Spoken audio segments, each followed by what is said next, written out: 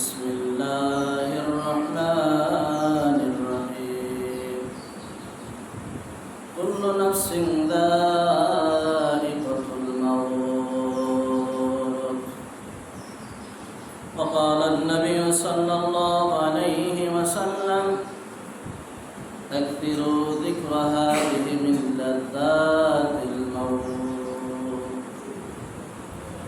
اللهم صل على سيدنا ونبينا وشفيعنا وحبيبنا ومولانا محمد صلى الله عليه وعلى آله وأصحابه وبارك وسلم الحمد لله الله تبارك وتعالى দরবারে লাখ কোটি শুকর ও সুজুদ যে রব্বে করিম আপনাকে আমাকে দুনিয়ার সমস্ত ঝামেলা থেকে ফারেক করে জুমার নামাজ আদায় করার উদ্দেশ্যে মালিকের ঘরে আসার মতো বসার মতো তৌফিক দান করছে। এজন্য সেই মহান সত্তার দরবারে অন্তরের অন্তরস্থল থেকে কালিমাতুশ শুকরিয়া আদায় করি, বলি আলহামদুলিল্লাহ।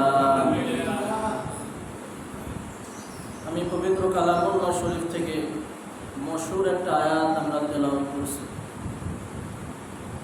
যে আয়াত সম্পর্কে আমাদের অনেকেরই জ্ঞান আছে বা এই আয়াতটা আমরা অনেকেই মুখস্থ রাখি। এই আয়াতের অর্থ আমরা জানি। বিশ্বনবী জনাব মুহাম্মদুর রাসূলুল্লাহ সাল্লাল্লাহু আলাইহি ওয়াসাল্লাম যে হাদিসগুলো রেখে গেছে তার থেকে একটা সহিহ একটা হাদিস আমি তেলাওয়াত করছি। এই আয়াতকে সামনে রেখা, হাদিসকে সামনে রেখা নিজের ফায়দার জন্য, জাতির ফায়দার জন্য কিছু কথা মজা করা, আল্লাহ তাআলা বললেও না শুনলেও না সকল ভাইদেরকে কথার পর আমল করার তৌফিক দান করবেন।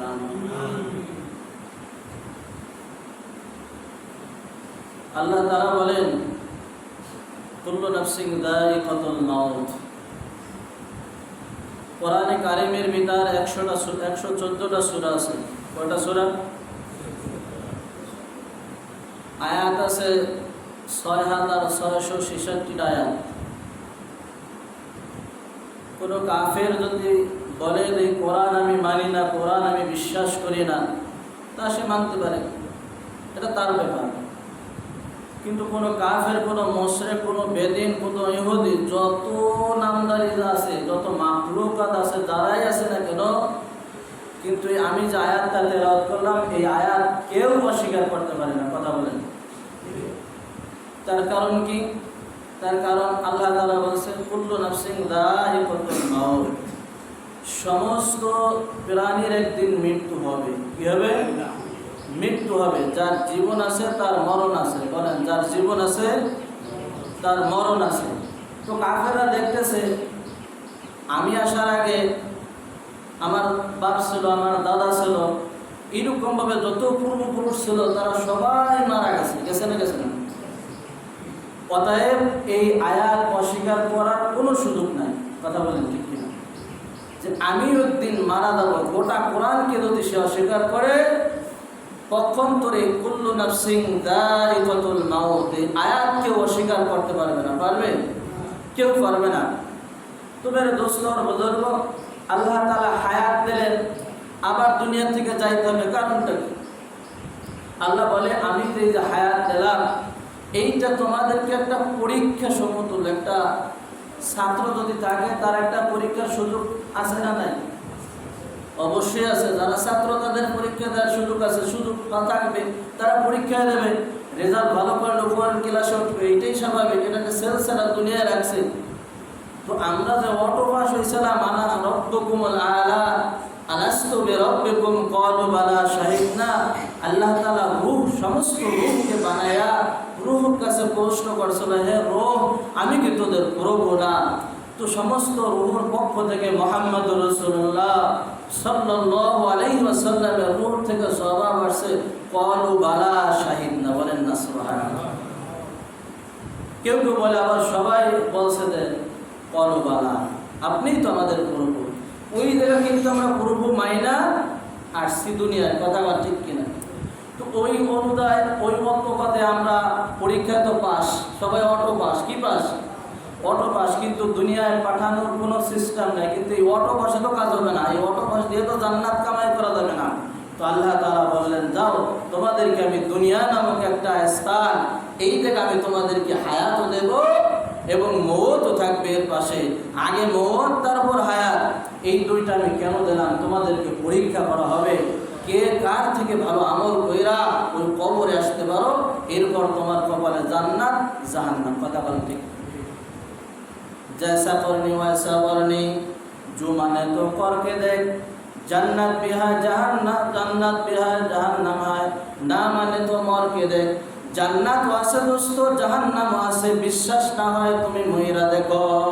কথা বলতে যেমন কর্ম তেমন ফল, কর্ম ভালো তো ফল ভালো হবে, কর্ম খারাপ তো খারাপ আমল নামা নিয়ে কবরে যাইতে হইবে। কবরে জান্নাত আছে জাহান্নাম আছে, বিশ্বাস না হয় মরিয়া দেখো। কথা বলতে তো দোস্ত আর বুজুর্গ, এই দুনিয়াটা হলো একটা ধোঁকা। এই দুনিয়াটা কি? কথা বলেন আমার সাথে, দুনিয়াটা কি? শুধুমাত্র ধোঁকা ছাড়া আর কিছুই না। আপনি দুনিয়ারে যত চেষ্টা করেন, যত ফিল্ডে আটকানোর চেষ্টা করেন না কেন, আপনি এই দুনিয়া কিন্তু আপনাকে লাথি মেয়েরা কবরে করাই দেবে। কথা বলেন, বিশ্বাস করেন আর নাই করেন, এইটাই বাস্তবতা। তো আল্লাহর এক বান্দা মাঠে কাজ করতে গেছে, গরু দিয়ে হাল চাষ করতো ইতিপূর্বে। কথা বলেন ঠিক কিনা? এখন আসছে ট্রাক্টর নাকি, আরো কত কালো কৌশলদের বাইরে করবে বিজ্ঞানীরা। কথা বলেন ঠিক কিনা? তো এই লাঙ্গল দিয়ে হাল চাষ করে মই দিয়ে তারপর বীজ লাগানো হইতো, বপন করা হইতো, চারা লাগানো হইতো। কথা বলেন। তো এই লাঙ্গল আর এই জঙ্গল নিয়ে যখন মাঠের থেকে কাজ শেষ, রাখাল ভাই এবার বাড়ির দিকে ফিরতেছে। সারাদিন কষ্টের কাজ করছে। হাল চাষা কিন্তু অনেক কষ্টের কাম। মাঠে যারা হাল চাষ করে, এই মাঠে ঘাটে যারা কাজ করে, তারাই জানে কত কষ্ট। তো এই যুবক আসতেছে, এক অপরূপ এক সুন্দরী দয়া বলতেছে, ভাই আমি তোমাকে বিবাহ করব। এই মেয়েটা মনে করেন 100-র ভিতর একটা, সুরাত, চেহারা, আখলাক, চরিত্র, সব গুণে গানে সব কিছু সে ফার্স্ট। তো এই মেয়ে যদি রাখালে বলে, ভাই তোমার আমি বিবাহ করবো, রাখাল তো এমনি বেহুশ। কথা বলেন ঠিক কিনা? আর বর্তমানে বিবাহ সাথে এখন হয়ে গেছে অটো। এখন কি হয়ে গেছে? এখন আগে আমরা শুনতাম আমার বাপ দাদারা বিয়ে সাথে করতো, এখন আমরা মেয়েরা বিয়ে করে, ওনারা বিয়ে বসে। কথা বলেন ঠিক কিনা? আগে পুরুষরা বিয়ে করতো আর মহিলারা বিয়ে বসতো নাকি? আর এখন পুরুষরা বিয়ে বসে, মহিলারা বিয়ে করে। না ভুল বললাম? হ্যাঁ, আগের জামানায় মা চাষিকে যদি বিয়ার খবর শুনাইতো, ও 7 দিন ভাত খাইতো না, মাসায় দিয়ে পলাইতো, পলাইতো কি পলাইতো না। আর এখন স্ট্যাটাস দেয়।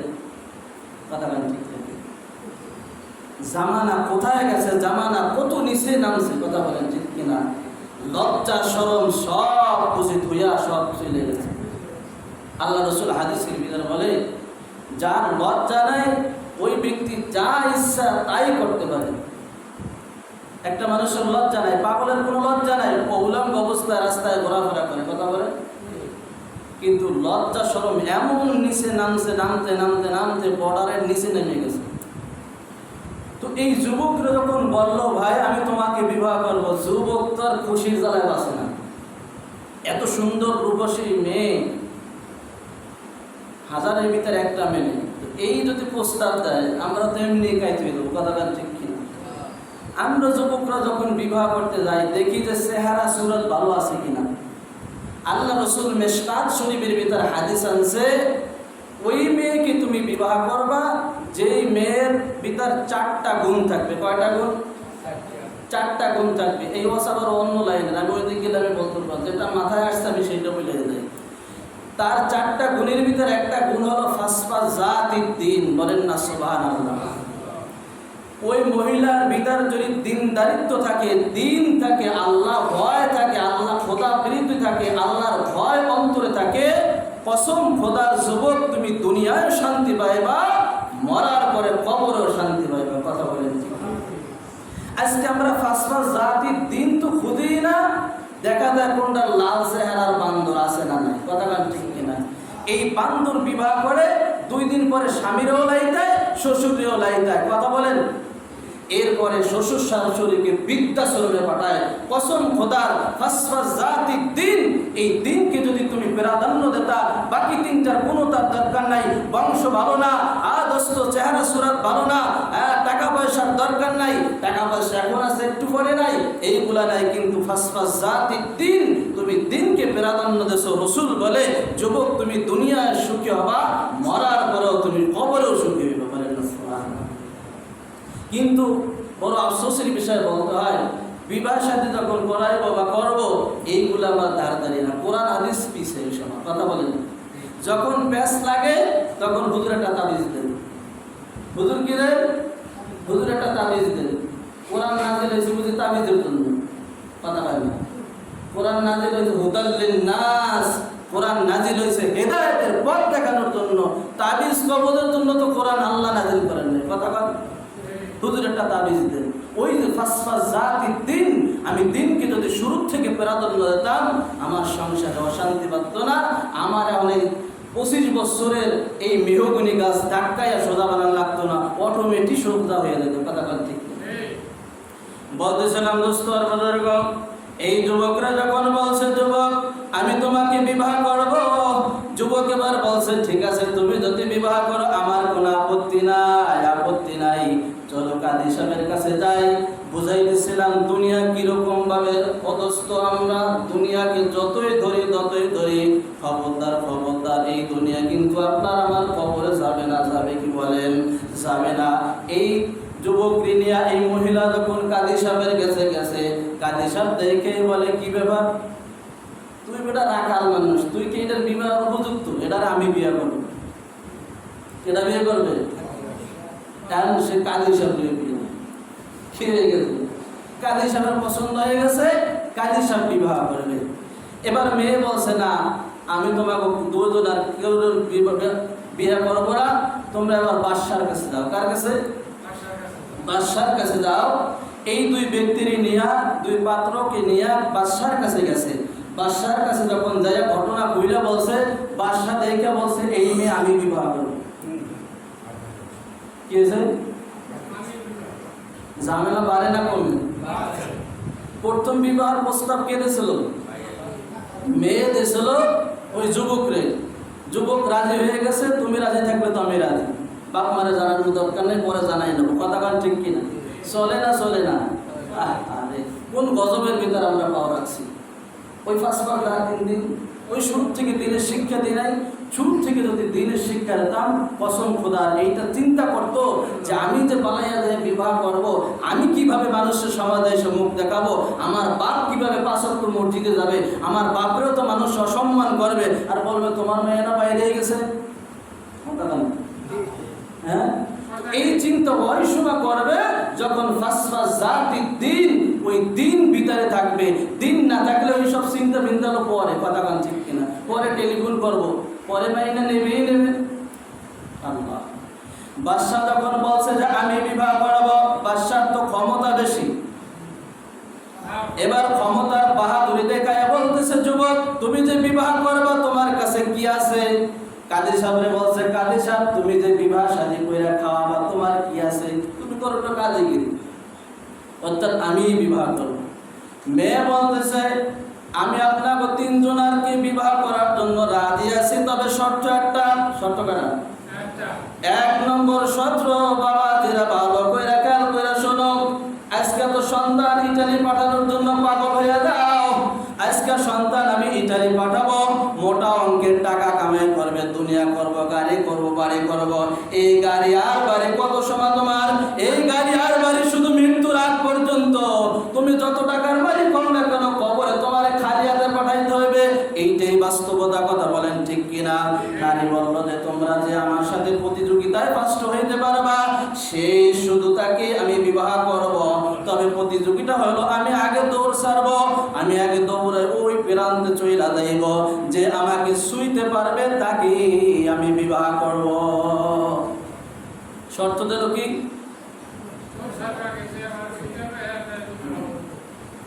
এবার দোস্ত মহিলা দৌড়াইতেছে আর পাত্র তিনজন পিছে তারাও দৌড়াইতেছে।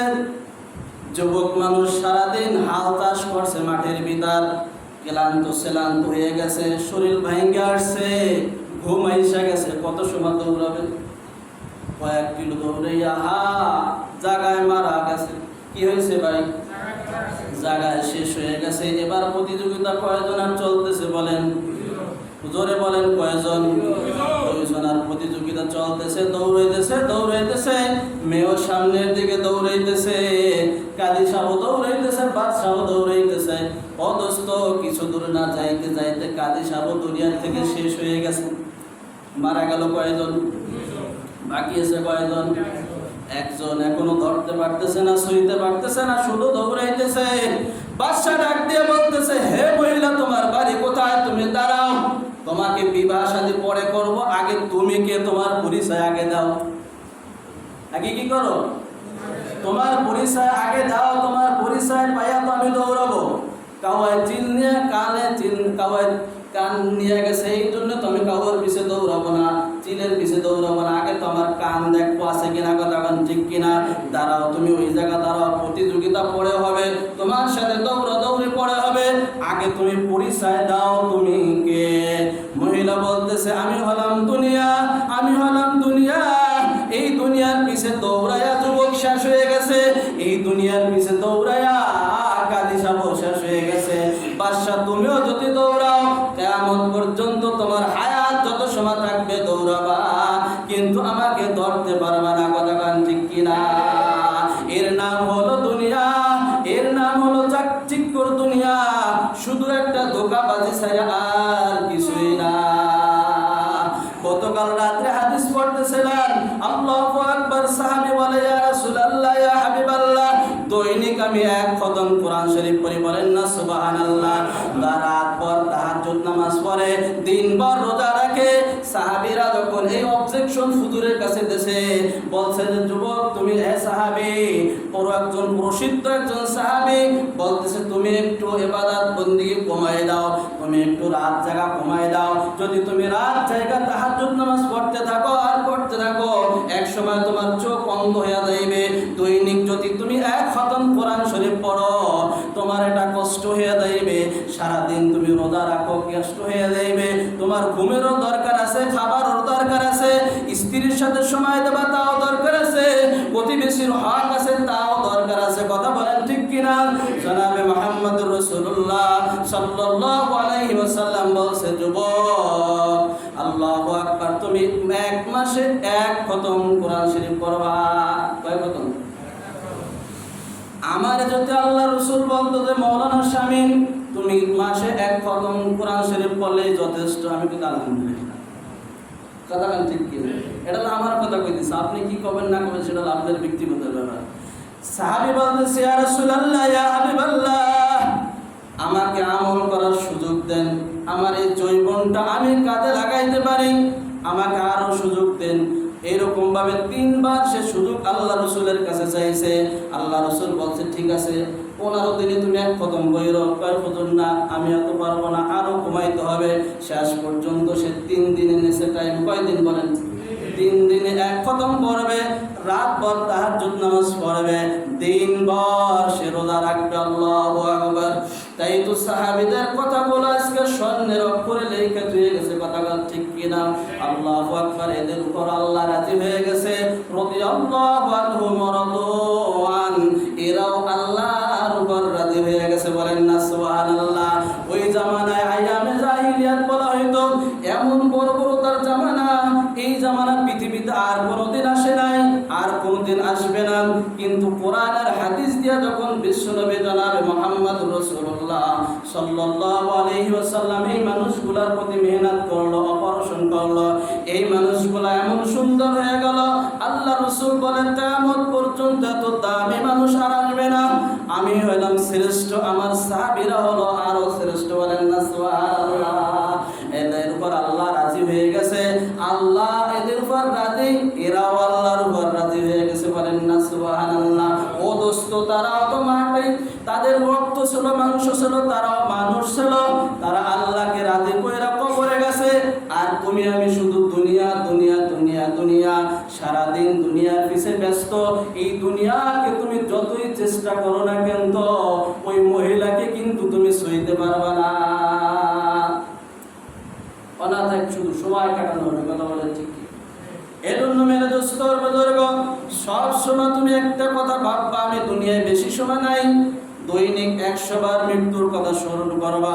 জনাবে মুহাম্মদ রাসূলুল্লাহ সাল্লাল্লাহু আলাইহি ওয়াসাল্লাম হাদিসের ভিতর ফরমান, আকসিরু যিকরা হাদিহি মিন লাযাতিল মাউত। যেই ব্যক্তি নাকি দৈনিক 100 বার মৃত্যুর কথা স্মরণ করবে, ওই ব্যক্তি কোনো গুনাহ করতে পারবে না, ওই ব্যক্তি গুনাহ থেকে বেঁচে যাবে। আর গুনাহ না করলে অটোমেটিক সে নাকি করতে পারবে, কথা বলেন ঠিক কিনা? তবে যার মৃত্যু যেখানে হবে তার সেখানে যাইতেই হবে। ও দুস্তর বুজুর্গ, মৃত্যু থেকে যতই আমি ভাগি না কেন, আইনামা ইয়াদরিকুমুল মাউতা ওয়ালাউ কুনতুম ফি বুরুজিম মুশাইয়্যিদা, আমার মালিক বলতেছে তুমি মৃত্যুর ভয়ে যদি পাহাড় কাইটাও লুকাও, ওই জায়গা মালাকুল মাউত ওই জায়গা যাবে আর তোমার জানটা কবজ করে নিয়ে আসবে। তবে মৃত্যুর থেকে ভাগার কোনো রাস্তা নাই, কোনো সুরাত নাই। পয়গম্বর সুলাইমান আলাইহিস সালাতু ওয়াস সালাম মসজিদ বানানো শুরু হয়ে গেছে, মসজিদের মাঝামাঝি যখন হয়ে গেছে, কাজটা অসম্পূর্ণ, এই অবস্থা আজরাইল আইয়ে গেছে, বিশাল আইলই আইয়া গেছে। আপনার কাছে আমার কাছে তো আজরাইল আসবে, আগে আসবে না? আসবে, তুমি আসবে, কিন্তু আর জিজ্ঞাসা করবে না মৌলবী আর কিছুদিন বাঁচবে কিনা, জিজ্ঞাসা আজ সাহেব আর কিছুদিন থাকতে চান।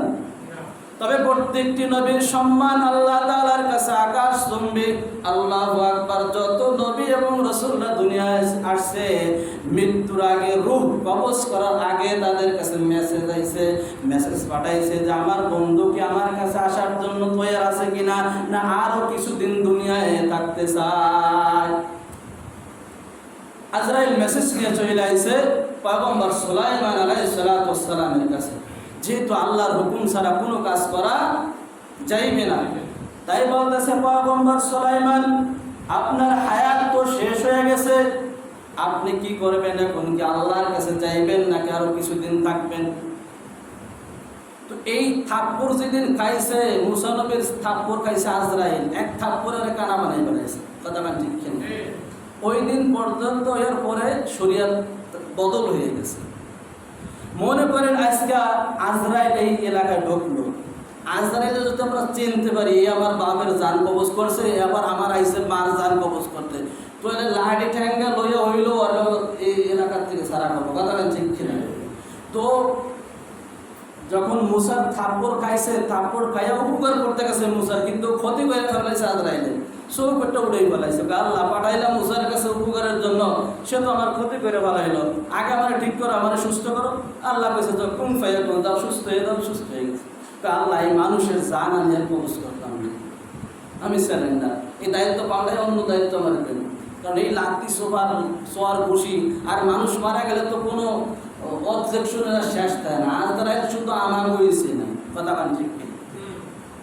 ওই দিন শরীয়ত তাবদীল হয়ে গেল, পরিবর্তন হয়ে গেল। আজরাইল যাও, তুমি জান কবজ করবা, কিন্তু আর কোনোদিন তোমার নাম দেবে না, নাম আমি পাল্টাই বলাবো। এই গাড়ি অ্যাক্সিডেন্ট, এই বিষ খাইছে, আত্মহত্যা করছে, এই পানিতে ঘুরে নামছে, সব তো আজরাইলের কাম। কাম কাম কাম আজরাইলের, কিন্তু ওসিলা হবে এটা, কথা কান ঠিক কিনা? কি হবে যে আর তোমার নাম কেউ কবে না, আর তুমি ওই সূরাতে আর কেউ কাছে যাইবা না, কথা বলে ঠিক কিনা? যাই হোক দোস্ত বুজুর্গ, সুলাইমান আলাইহিস সালাতু ওয়াস সালামের কাছে জান কবজ করার জন্য গেছে। তো সুলাইমান বলতেছে শরীয়ত যেহেতু তাবদীল হয়ে গেছে, পরিবর্তন হয়ে গেছে, এখন তো শরীয়তে যেটা আছে ওইটার উপরে অর্পণ থাকবে কিয়ামত পর্যন্ত, আর শরীয়ত বদল হইবে না। বদল হইবে? আর বদল হইবে না। বলতেছে পয়গম্বর আপনি কি আল্লাহর কাছে যাইতে রাজি? বলে হ্যাঁ আমি আল্লাহর কাছে যাইতে রাজি, তবে আমার একটু হায়াত দরকার। হায়াত এই জন্য দরকার, মসজিদটা কমপ্লিট হইতে যতটুকু সময় লাগে এতটুকু সময় হইলে যথেষ্ট, আমার আর দরকার নাই। কারণ একটা মসজিদ কমপ্লিট হয়ে যাবে, কিয়ামত পর্যন্ত জমিন থাকবে তো মসজিদ থাকবে, কিয়ামত পর্যন্ত এই মসজিদ আবাদ করবে আর মানুষ নামাজ পড়বে, সেজদা দেবে, আমি পয়গম্বর কবরে দিয়ে সব পাইতেই থাকবো। বলেন না? আল্লাহর কাছে মেসেজ পাঠাইতেছে আজরাইল, আল্লাহ আপনার পয়গম্বর তো দুনিয়ায় কিছুদিন থাকতে চায়, মসজিদ কমপ্লিট হওয়া আগ পর্যন্ত সে হায়াত দাবি করতেছে। কয় না, ইদা জা আজালুহুম লা ইস্তাগফিরুনা সাআতাও ওয়া লা ইস্তাকদিমুন। আজরাইল তার জানটা কবজ করে নিয়ে আসো, তবে সে যে অবস্থায় দাঁড়াই রয়েছে ওই অবস্থায় যেন মসজিদ কমপ্লিট হওয়া পর্যন্ত দাঁড়াই থাকে। যেইভাবে তাকাই রয়েছে ওইভাবে তাকাই থাকবে। পয়গম্বর সুলাইমান যদি জিনদের উপর তাকাইতো ওদের প্যালপিটেশন শুরু হয়ে যেত, এমনকি পায়খানা প্রস্রাবও শুরু হয়ে যেত। কথা গান ঠিক কিনা? পয়গম্বর সুলাইমানের যখন রাগ উঠত, চুল দাঁড়িয়ে দাঁড়াইয়া যাইতো, এইরকম ভাবে চোখ বড় হয়ে যাইত, জিনেরা কম্পন শুরু হয়ে যাইত। পয়গম্বর না জানি আসার দেয়, পয়গম্বর ওই অবস্থায় থাকবে, মসজিদের কাজও চলতে থাকবে। বলেন না সুবহানাল্লাহ। আল্লাহু আকবার। চাঁদ কবজ হয়ে গেছে। পয়গম্বর সুলাইমানের ডিউটি ছিল দুই বেলা সকাল এবং বিকাল, কিন্তু এই চাঁদ যখন কবজ হয়ে গেছে আর পয়গম্বর সুলাইমান লড়েও না চড়েও না, এইভাবে শুধু তাকাই রয়েছে, চুল পুরাক দাঁড়াই রয়েছে। এই অবস্থায় চাঁদ কবজ করে নিয়ে গেছে। জিনরা মনে করতেছে যে পয়গম্বর আমাদের দিক তাকাই রয়েছে, খবরদার কোনো বেয়াদবি করা যাবে না, তাড়াতাড়ি কাজ চালাই দেয়। মসজিদ কমপ্লিট, মসজিদ কি ওদের অলি পোকারে আগেই পাঠাই দিয়েছে, 15 দিন আগে পাঠাই দিয়েছে আল্লাহ তাআলা, যে পয়গম্বর সুলাইমানের লাঠি আস্তে আস্তে টুক টুক টুক করে খাবা, তুমি এমন খাবা একসাথে খাবার না যাতে আবার পড়ে যায়। মসজিদ বানানোর শেষ, পয়গম্বরে ডাক দিয়েছে, পয়গম্বর দেখেন মসজিদ আপনার মন মতো হয়েছে কিনা। পয়গম্বর তো সাথে সাথে জায়গায় পড়ে গেছে। কি ব্যাপার, জেনরা তো ভয় পাইছে। কি হয়েছে? ভয় পাইছে যে দাদা মানুষটা দাঁড়ানো মানুষ পড়ে গেল, কারণ দেখে। তো কারণ দেখে লাঠি যখন পড়ছে তখন উলি পোকা খাইতেছে। তো গবেষণা করে দেখলো যে এই পয়গম্বরের রূহ কবজ করাইছে কমপক্ষে 15 দিন আগে। কয়দিন আগে? পৃথিবীতে একজনই বাচ্চা ছিল, মরার পরেও বাদশাগিরি করছে, তার নাম হলো পয়গম্বর সুলাইমান। বলেন না সুবহানাল্লাহ। তো আমি যখন আল্লাহর হয়ে যাবো, ফালাহুল মাওলা ওয়ালাহুল কুল, তো আমি আল্লাহ হয়ে গেলে আল্লাহ আমার হয়ে যাবে, আমি যা বলবো তাই শুনবে, কিন্তু তা তো আমরা হইতে পারি না। কথা ঠিক কিনা? আল্লাহ। তো দোস্তর বুজুর্গ, যার যেখানে মৃত্যু আসবে সেই জায়গায় তার যাইতে হইবে। কথা বলেন ঠিক কিনা? ফাতেমাকে আল্লাহ রাসূল সাল্লাল্লাহু আলাইহি ওয়াসাল্লাম বলতেছে, ফাতেমা হলো আমার কলিজার টুকরা। যে ফাতেমাকে কষ্ট দিল সে যেন বিশ্ব নবীকে কষ্ট দিল। ইয়া ফাতেমাকে আনকিদি নাফসাকা মিনান নার, হে আমার মেয়ে, আমার কলিজার টুকরা, আমি যে নবী, আমি যে পয়গম্বর, এই পরিচয় কিন্তু কবরে দিলে কবর মানবে না। তুমি ফাতেমা তোমার আমল দিয়ে কবরকে সুসজ্জিত করবা, জান্নাতের বাগান তোমার আমল দিয়ে তুমি সাজাইবা। কথা কান ঠিক কিনা? তুমি যদি মারা যাও আর মালাকুল মউত মারা যাওয়ার পরে কবরে নিয়ে যায়, ফেরেশতারা জিজ্ঞাসা করে মার রব্বুকা মান দীনুকা মান নাবিয়ুকা, তুমি যদি বলো আমি কিছু জানি না, আমি বিশ্ব নবীর মেয়ে, কবর কিন্তু তোমাকে ছাড়বে না, ফেরেশতারা কিন্তু তোমাকে ছাড়বে না, কবরের মাটি কিন্তু তোমাকে ছাড়বে না। ঘটনা কেরমে তাই হইল দোস্তর বুজুর্গ। এই ফাতেমাতুজ জোহরা রাদিয়াল্লাহু তাআলা আনহা যেদিন ইন্তেকাল করলেন, আল্লাহু আকবার, কবর খনন করা হয়ে গেল। আল্লাহু আকবার, কোটি কয়েকজন মানুষ নিয়ে জানাজার নামাজ পড়লো। হাদিসের ভিতর আসছে যে লাশ বহন করতে 4 জন মানুষ লাগে। কয়জন মানুষ? 4 জন মানুষ লাগে। এত কম সংখ্যক মানুষ হয়েছে, 3 জন হয়েছে আর 1 জন পায় না। আল্লাহ তাআলা আসমান থেকে ফেরেশতা পাঠাই দিয়ে বলতে, যাও আর ফাতেমার লাশটা কবর পর্যন্ত পৌঁছে দাও। আর একটা মাসলা, আমরা অমুক ভাই মরলে কি করি, মাইকে অ্যানাউন্স করে ইন্টারনেটে খবর পৌঁছাই দিই, পৃথিবীর সমস্ত মানুষকে জানাই দিই, মাইকিং করে। কথা বলেন ঠিক কিনা? পৃথিবীর সমস্ত মানুষ তোমার জানা যায়, উপস্থিত হইলে কিছু আসে না, যায় না, যদি আমার আল্লাহ মালিক না মাফ করে। কথা বলেন। নইলে নবীর মেয়ে ফাতেমাতুজ জোহরা রাদিয়াল্লাহু তাআলা আনহা রাত্রে জানাজার নামাজ পড়ায়া হযরত আলীকে ওসিয়াত করছে, স্বামী আমার, আমি দুনিয়া থেকে চলে যাব, আমার বাপ কইছে রোজা রাখবা তুমি দিনের বেলা, ইফতারি সেহরি খাবা আমার সাথে, ইফতারি করবা আমার লগে, অর্থাৎ আমি রাসূল তো কবরে চলে গেছি, তাহলে আমি আজকে আর বাঁচবো না। স্বপ্নের যুগে আমাকে জানাই দিয়েছে, মা তুমি আজকে সেহরি খাইতেছো, ইফতার করবা কিন্তু মা আমার সাথে। এর মানে কি বাবা দিরা, ফাতেমার বসতে আর বাকি নাই। যেহেতু আমার আব্বা জান কবরে চলে গেছে, আমার আব্বা জান আমার স্বপ্নে ডাকতেছে, মা সেহরি তুমি খাইতেছো, ইফতার কিন্তু আমার প্লেটে করবা। বলতেছে আমি আর দুনিয়ায় থাকবো না। স্বামী আলীকে ডাকতেছে, স্বামী রাতের বেলা আমি যখন মারা যাব, মাইকিং পোস্টার ব্যানার করার কোনো দরকার নাই, কোটি কয়েকজন মানুষের কানে সংবাদটা পৌঁছে দিয়া আমাকে কাফন দাফন করায়া সুন্দরভাবে আমাদের কবরে পৌঁছে দেবা, কারণ আমি আমার আব্বার সাথে একই প্লেটে খানা খাবো। এই সেহরিকে খাইলাম তোমার প্লেটে, ইফতার করবো আমার আব্বা জানের প্লেটে, অর্থাৎ আমি আর দুনিয়ায় থাকবো না। ঠিক তাই হযরত আলী রাদিয়াল্লাহু তাআলা মসজিদে গেছে, আল্লাহু আকবার নামাজ পড়ার পরে ফজরের পরে আসতেছে। বাচ্চা দুইটার দিকে কোনো খেয়াল নাই, ইমাম হাসান হুসাইনের দিকে কোনো খেয়াল নাই, শুধু গুজগাছ করতেছে, সব কিছু গুজগাছ করতেছে। আলী জিজ্ঞাসা করতেছে, মা ফাতেমা তুমি কি করতেছো? এত সুন্দর করে কেন ভাবে সাজাইতেছো, কেন পরিপাটি করতেছো? বাচ্চার দুইটার দিকে একটু খেয়াল করতেছো না? কই আমি থাকবো না, সংসারটা সুন্দর করে আমি সাজাই দিয়া যাইতেছি, কারণ সেহরি খাইছে আপনার প্লেটে, ইফতার করবো আমার আব্বার প্লেটে। ও দোস্ত বুজুর্গ, ফাতেমা যখন মারা যায়, কয়েকজন মানুষ কাফন পরায়া খাটে নিয়ে যাইতেছে, এমন মানুষ নাই। আবু যর গিফারী রাদিয়াল্লাহু তাআলা আনহুকে আল্লাহ রাসূল স্বপ্নে জানাই দিয়েছে, আবু যর যাও তাড়াতাড়ি চইলা দাও, আমার ফাতেমার কবরে চইলা দাও। ফাতেমার কবরে দেয়া বলো, আজকে এমন একজন নারী আসবে, এমন একজন মহিলাকে কবরে রাখা হবে, যে মহিলা কি জান্নাতি মহিলাদের সর্দার হবে।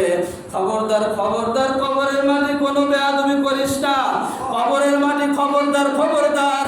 আজকে এমন একজন মহিলাকে কবরে রাখা হইবে, যিনি হলো তোর জাহানের বাদশাহ, যাকে না বানাইলে আসমান জমিন লৌহ কলম এই কিছুই আল্লাহ তাআলা সাজাইতেন না, এই নাজ নেয়ামত আশরাফুল মাখলুকাত কিছুই আল্লাহ বানাইতেন না।